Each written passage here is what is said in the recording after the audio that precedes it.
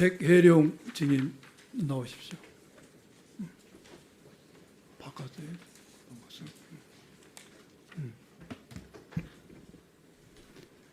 예, 신문하겠습니다. 증인은 2023년 작년입니다. 7월 달에 영등포 경찰서 형사 이과장으로 재직했죠. 네, 그렇습니다. 7월 달에 한국, 중국, 말레이시아 다국적 마약 밀반입 첩보를 입수하고 8월부터 수사를 해서 많은 사람을 구속했어요. 그렇죠. 네, 그 그렇습니다. 과정에서 인천 세관 직원들이 연루된 사실을 확인하고 9월 달에 인천 세관이 현장 조사 가서 필요한 연루 의혹에 필요한 사실을 다 확인했죠. 네, 그리고 이 사실은 윤희건 경찰청장에게 보고됐고 윤희건 경찰청장은 이것에 대해서 많은 칭찬을 했죠. 네, 그렇습니다. 오늘 아침 모 언론사 기사에 나온 내용입니다. 그렇게 칭찬까지 했는데 그 당시 영등포 경찰서장이 김창수 서장이 우리 백혜룡 과장에게 그 작년 9월 20일 날 지시를 하죠. 뭐라고 지시했습니까? 9월 20일 예정됐던 브리핑을 연기한다. 이 세관 직원이 마약 밀반입에 연루된 사실을 용산이 잘 알고 있다. 또 용산이 심각하게 생각하고 있다라고 이야기했다라고 언론에 보도되는데 그게 사실인가요? 네, 모두 사실입니다. 사실이에요? 네, 모두 사실입니다. 그러면 요 내용은 증인이 공수처에 관련 경찰 공무원들을 고발한 고발장에도 이 내용이 적시되어 있습니까? 적시했습니다. 예, 좋아요. 그러면은 김찬수 서장은 현재 어디 근무합니까? 지금 용산에 근무하는 걸로 알고 있는데 대통령실에 근무하죠. 정확히 어디서 예, 근무하는지 대통령실에 근무하고 있습니다. 제가 확인해 보니까 대통령실에 근무하고 있습니다. 그러면 증인은 조금 전까지만 해도 경찰청장이 마약 수사 잘했다 칭찬했는데 갑자기 경찰서장이 용산에서 다 알고 있다. 심각하게 생각한다. 예정된 브리핑을 연기하자. 이야기 듣고 어떤 생각이 들었어요? 경찰서장께서 밤 9시에 그 전화를 주시고 심각한 어투로 이렇게 말씀을 하셨는데요. 그 전에 여러 가지 전조 증상이 있었습니다. 그래서 걱정을 하던 차에 경찰서장께서 이 사건 용산에서 알고 있다. 심각하게 보고 있다. 브리핑 연기하십시오. 그래서 제가 다시 묻습니다. 소장님, 제 신뢰가 깨지는 일입니다. 안 됩니다. 했더니 소장님이 지시하는 겁니다. 이렇게 얘기합니다. 그 전조 서장이 이러한 전화로 지시를 하기 전에 방금 전에 말씀하셨던 전조 증상이 뭐였습니까? 9월 18일 날 서울청장께서 이상한 방문을 하십니다. 예. 그 오찬을 했는데요.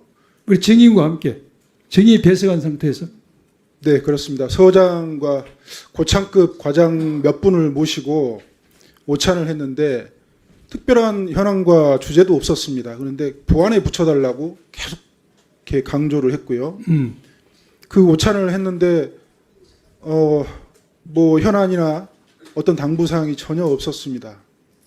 그리고 이상한 말씀들을 하셔가지고 상당히 기분이 안 좋았는데 그 시점은 세관의 현장 조사가 마친 이후였죠.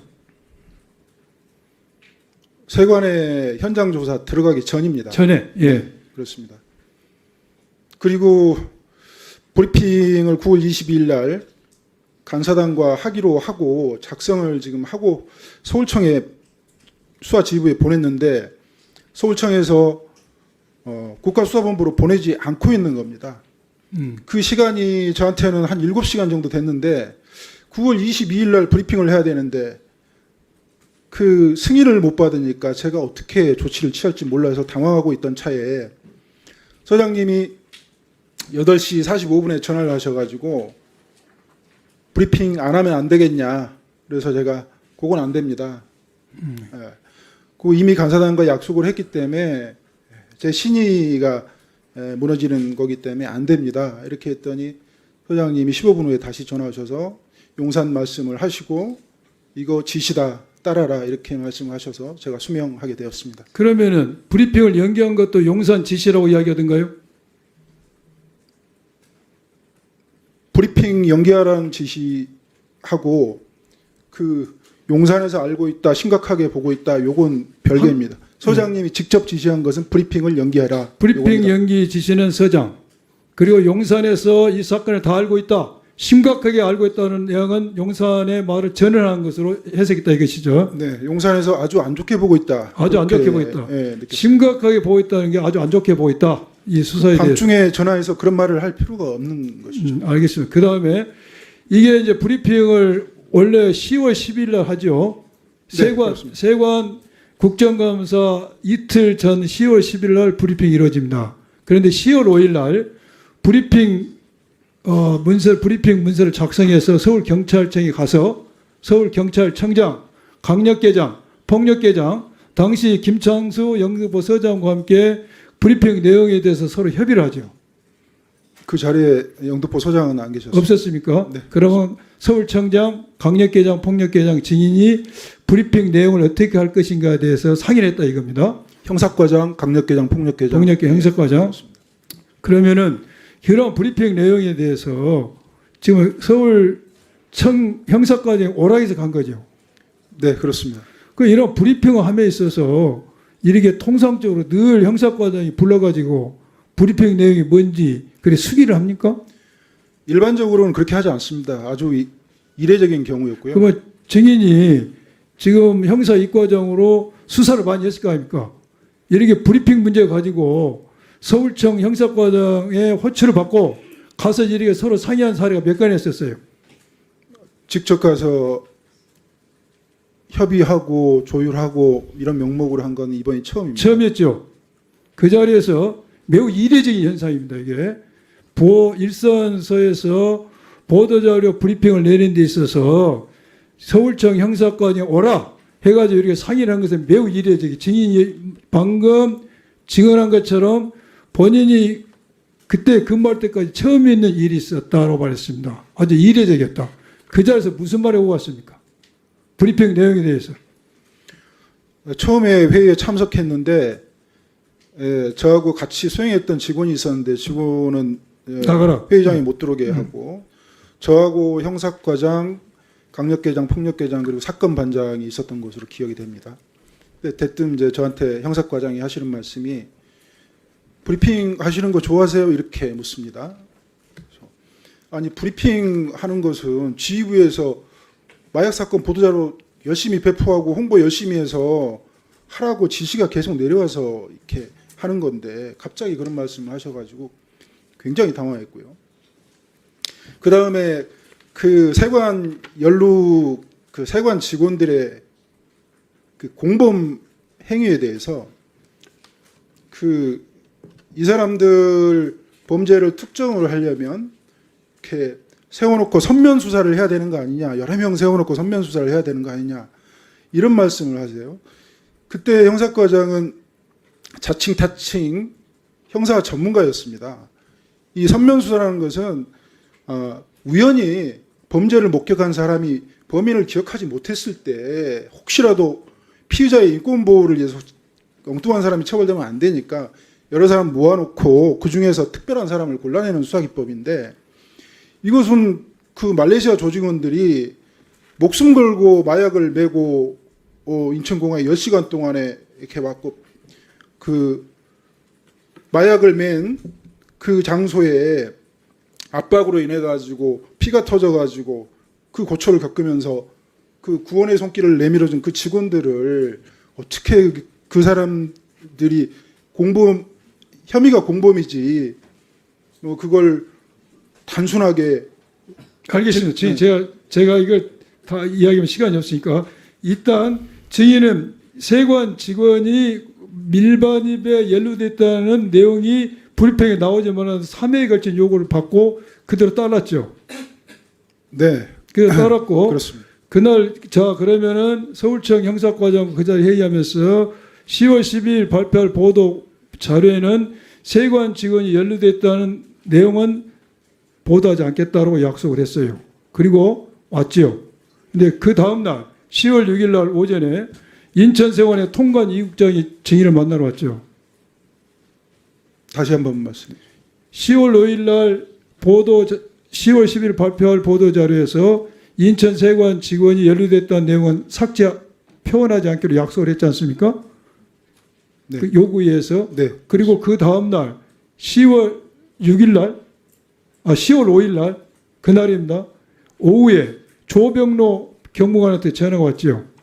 네, 그렇습니다. 그래서 인천세관 직원이 관련된 부분을 빼달라. 같은 기관까지 얘기해봤자 이게 야당 좋은 일밖에 되지 않냐. 이런 식으로 이야기하면서 이것을 세관 직원에 관련된 부분을 빼달라. 그 요구를 했죠. 네, 그렇습니다. 그리고 요구를 했고 그 다음 날인 10월 6일 날은 인천세관의 통관 이국장이 증인을 만나러 왔죠. 네, 그렇습니다. 증인 만나러 와서 정말로 브리핑에서 세관 관련 부분을 빼기로 했는가 이거 확인을 했죠. 빼달라고 요청했습니다. 빼달라 요청했어요. 그래서 증인은 이미 빼기로 했다. 그러나 백불에서 언론이 물어봤을 때는 이거 말하지 않을 수 없다고 이야기했죠. 네, 그렇습니다. 그리고 그 당시 통관 이국장 이야기가 세관장은 서울경찰청을 들어갔다고 이야기했죠. 관세청장이 지시해서 관세청장. 네, 관세청장 어디 지시해서- 갔다 오던가요? 서울청? 관세청장이 지시해서 가만히 앉아 있지 말고 음, 인천세관장은 서울청장 출근하기 전에 만나러 가고 예, 예. 통관국장하고 직원들은 백과장 찾아가라. 예, 예. 그래서 제가 그러면 관세청장은 어디 가셨냐 제가 물었던 게 그러면 경찰청장이나 국수본부장 만나러 가셨나 그런 취지에서 물어본 건데 답을 안 하고 다른 곳에 계십니다. 이렇게 말했습니다. 그러니까 그 당시 상황이 전방위적으로 노비를 하는 거예요. 통관 육장은 증인을 만나러 오고 인천세관장은 서울청장을 만나러 오고 관세청장은 그 상이 어딘가 만나러 갔을 것이다. 그런 질문이 있었습니다.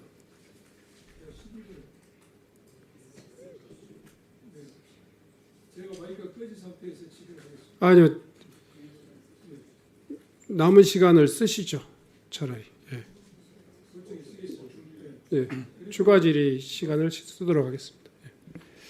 3분. 지금 그런데 그날 10월 5일 날 보도 브리핑을 정리해야 되고 10월 6일까지 제가 좀 이야기를 했습니다. 10월 6일 날 통관 이국장이 그렇게 이야기를 했는데 그날 통관 세국장이 지나간 뒤에 서울청에서 마약 수사 중단, 영등포 경찰 수사팀하고 이 사건을 서울청 마약 수사과로 사건을 이첩하라는 지시를 받았죠. 오전에는 이첩하겠다고 통보를 했습니다. 이첩하라. 마약 수사과로. 지휘부에서 이첩 결정을 했다. 보내라. 추후에 문서로 통보하겠다. 그런 입장에서 찾아온 겁니다. 그래서 그날부터 사건을 수사를 중단했죠.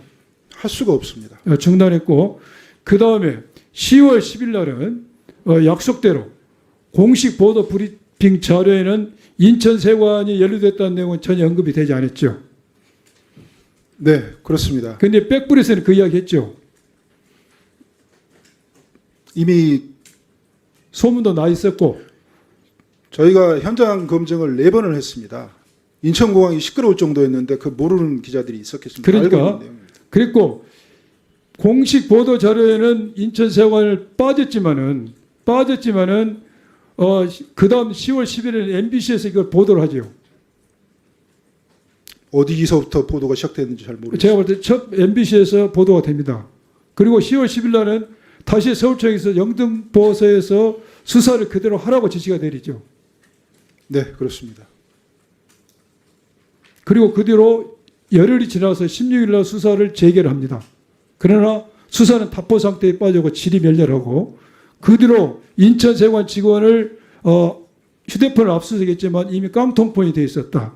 그 기간에 인천세관 직원들은 증거를 은닉할 수 있는 기회를 얻게 된 겁니다. 그 뒤로 증인은 인사조치를 당하죠.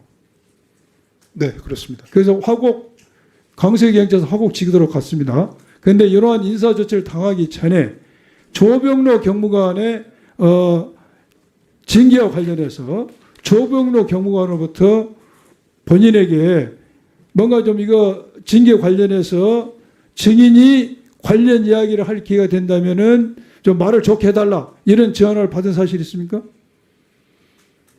조백로 경무관과는 4차례 통화를 했습니다. 그 예. 이후에 제 태도가 워낙 확고했기 때문에 직접 저한테 전화를 하지 않고요. 주변에 제 인맥을 동원해서 저한테 청탁을 했는데 제가 거절했습니다. 그 청탁이 징계위원회에서 뭔가 진술할 기회가 된다면은 좀 우호적으로 해달라. 여기서 탄원서 거절했다. 써달라는 탄원서 써달라. 거절했죠. 그리고 스픽스는 말하는 언론입니다. 대세는 유튜브, 그중에서 스픽스. 좋아요, 댓글, 구독, 알림 설정. 여러분이 저희를 사랑해 주시고 우리가 여러분을 사랑하는 4가지 방법입니다.